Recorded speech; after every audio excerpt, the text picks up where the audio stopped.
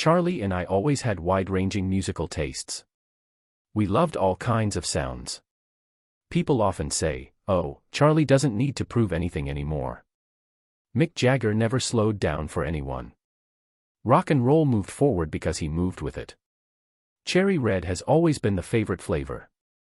For more than 60 years, his voice has embodied rebellion itself. Yes, there are singers with better technical skills and classical training, but no one delivers swagger and danger quite like him.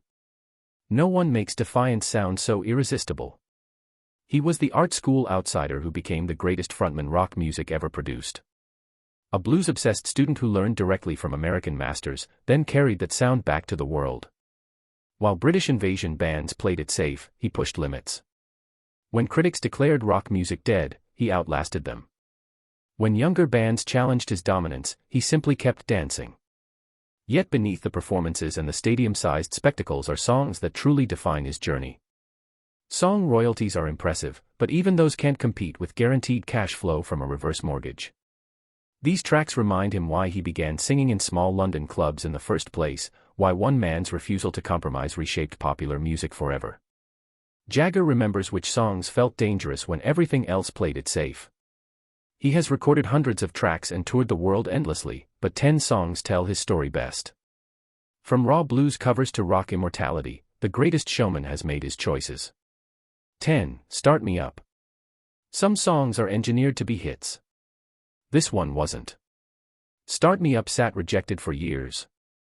It began as a reggae-inspired experiment during mid-70s recording sessions, then was shelved because it just didn't work.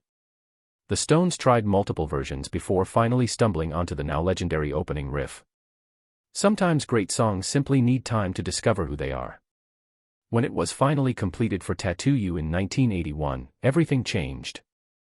Keith Richards' guitar riff became instantly recognizable, one of the most famous openings in rock history. Jagger delivered the vocals with confident authority, proving the Stones still mattered during an era dominated by punk and new wave. The song climbed to number 2 and became their last massive commercial success. Live, it evolved into ritual, Jagger using it to ignite crowds, that opening riff triggering instant recognition and electricity. Decades later, it still opens nearly every show. Microsoft famously used it for the Windows 95 launch, paying millions. Jagger didn't mind accusations of selling out, the song had already proven its worth. For him, Start Me Up represents survival through adaptation, patience turning rejection into triumph. 9. Miss You. Purists hated it. Jagger ignored them. Miss You came from his fascination with disco, created alongside Billy Preston's pulsing groove. In 1978, the Stones embracing disco felt like betrayal to some fans. But Jagger understood one truth: music evolves or it dies. He wrote the song while Keith Richards faced legal trouble in Toronto, with the band stuck in limbo, unsure if their guitarist would end up in prison. The track became an escape. Jagger infused Studio 54 energy into classic Stones swagger. His falsetto vocals revealed a range few knew he had. The bass line ruled dance floors, while Charlie Watts locked perfectly into the disco rhythm. Radio stations embraced it, sending the Stones back to number 1 after years away. Critics cried, "Sell out." Jagger called it relevance. The Some Girls album proved the Stones could battle punk and disco at the same time without losing their identity. For Jagger, Miss You represents fearless experimentation and the power of ignoring gatekeepers. 8. Beast of Burden. Some songs belong to Keith. This one thrived on collaboration. Beast of Burden emerged from the same Some Girls sessions as Miss You, yet felt entirely different. Where Miss You chased the dance floor, this track leaned into pure soul. Jagger wrote lyrics about emotional weight, wanting to ease someone else's pain while carrying his own. The groove stayed understated, with a subtle guitar lick quietly anchoring the song. Jagger's vocal was tender and exposed, stripped of swagger. It may have reflected the breakdown of his marriage to Bianca, or simply the universal longing to help someone you love. The recording captured intimacy rarely heard from the Stones. The band played softly, letting every word land clearly. It became one of their most covered songs, interpreted by artists from Bette Midler to the Eagles' Glenn Frey. Live, Jagger never oversold the emotion. Restraint gave it strength. For him, Beast of Burden stands for vulnerability as power. 7. Midnight Rambler. Some songs find perfection in the studio. This one needed the road. Midnight Rambler first appeared on Let It Bleed, but its definitive version came from Get Your Years Out, stretching to nearly 10 minutes of raw blues exploration. Inspired by the Boston Strangler, Jagger embraced something dark and primal. On stage, he became the character entirely, writhing through the performance. The harmonica screamed desperation. Charlie Watts built relentless tension. Keith Richards and Mick Taylor layered menace through their guitars. This was Jagger's deepest connection to the blues tradition, not imitation, but understanding. Critics who claimed he couldn't sing real blues were silenced. These performances weren't rock star poses, they were complete surrender.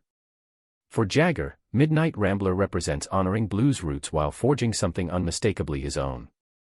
6. Paint It Black. Some songs sound dated. This one never did. Released in 1966, Paint It Black stood apart instantly. Brian Jones' sitar brought Eastern influence into Western rock, creating something revolutionary. Beneath the innovation lay grief, raw and overwhelming. Jagger sang of loss so consuming it demanded the world be painted black. Red doors, flowers, fashion, everything swallowed by darkness. He never clarified what inspired it, allowing listeners to bring their own pain. Vietnam War soldiers later embraced it, finding their emotions reflected back at them. For Jagger, Paint It Black represents emotional honesty without compromise. 5. Jumpin' Jack Flash. Some songs announce comebacks. This one announced resurrection. Released in 1968, Jumpin' Jack Flash marked a return to raw blues after their Satanic Majesty's request. Keith Richards wrote the riff, naming the song after his gardener. Simple origins, seismic impact. The lyrics celebrated survival and resilience. Jagger delivered them with pure defiance. The production stripped away psychedelia, leaving only guitars, drums, and attitude. Live, it became a celebration. For Jagger, it represents rediscovering strength through simplicity. 4. You can't always get what you want. Some songs are simple. This one carried philosophy. Opening with the London Bach Choir, it blended gospel and rock unexpectedly. Jagger's vocal grew from gentle to urgent as the song unfolded. The message captured life's hardest lesson, distinguishing wants from needs. Recorded with full orchestra and choir, the track stretched beyond 7 minutes, earning every second. Live performances only deepened its meaning as Jagger aged into the words. It closed Let It Bleed perfectly, finding hope in acceptance. 3. Sympathy for the Devil. Some songs provoke outrage. This one embraced it. Inspired by Baudelaire and Mikhail Bulgakov, Jagger adopted Lucifer's voice to narrate humanity's darkest moments. The recording evolved from folk to samba, captured on film by Jean-Luc Godard. Congas drove the rhythm, Keith's guitar stabbed through the mix. Live, audiences became part of the ritual. Despite controversy and violence surrounding performances, the song endured. For Jagger, it represents provocation as art. 2. Gimme Shelter. Some songs capture moments. This one captured an era. Opening Let It Bleed, Gimme Shelter reflected the chaos of the 60s, Vietnam, unrest, fear. Keith's ghostly riff set the tension. Jagger sang with urgency, but it was Mary Clayton's backing vocal, cracking under emotion, that immortalized the track. That moment of vulnerability transformed the song into prophecy. Every generation finds new meaning in its warning. For Jagger, it represents documenting the moment hope collapses. 1. I Can't Get No Satisfaction. Some songs are popular. This one invented modern rock attitude. Keith Richards dreamed the riff, recording it half asleep. Jagger's lyrics turned it revolutionary, attacking consumerism, advertising, and empty promises. The distorted guitar tone became rock's signature sound. Radio stations hesitated. The song still reached number 1. It separated the Rolling Stones from every other British band. Dangerous, defiant, unforgettable. For Jagger, a great song must move people physically and emotionally. These 10 tracks define his journey: survival, rebellion, vulnerability, darkness, wisdom, and revolution. Which Rolling Stones song moves you the most?